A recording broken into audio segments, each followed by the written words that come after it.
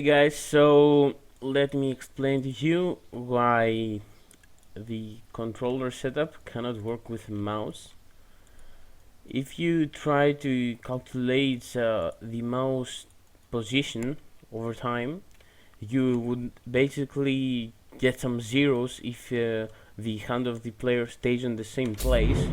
But with the controller, just because there's a limit on where you can push it and just stays there, you can have a non-zero constant input.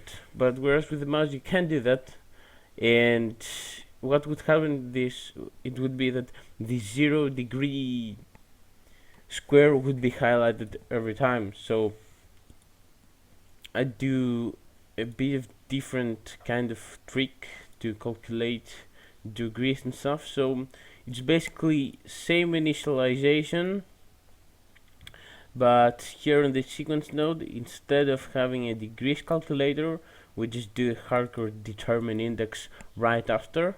I will speak about it later. And on our third person character, here on the movement input, I removed completely the 2 extra pins we had last time for the controller.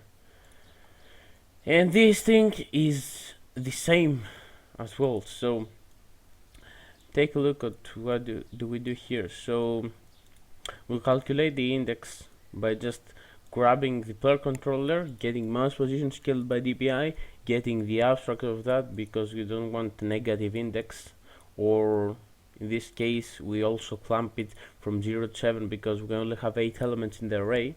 Then we set the index. That's basically it. Now we use the division operation again, but this time with the divisor of the viewport size x divided by 8. You can just do this with the y-axis as well on all the parts, but it's going to be dependent on how you want your player to move the mouse, because I can either move it on the x-axis and everything gets selected, or I could move it on the y-axis and everything gets selected.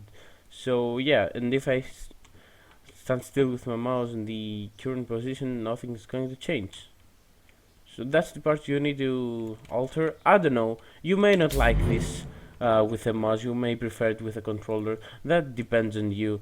I personally would go with a whole different system to use with a mouse and the keyboard because that suits me. So that was a short tutorial. Check out the Trello list for what's upcoming and see you next time.